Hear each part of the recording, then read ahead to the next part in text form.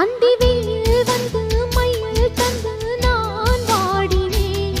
அடுப்புந்தும் எல்லாம் தென்றலிடம் நான் கூறினேன்.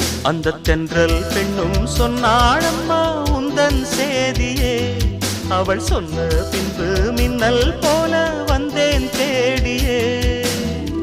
என்னை நீ தொட்டவுடன் எங்கவோ பொன்னுதையா.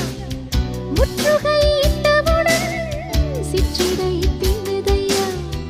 வெட்கம் விடுமோ அச்சம் விடுமோ தக்க துணைதான் பக்கம் வருமோ.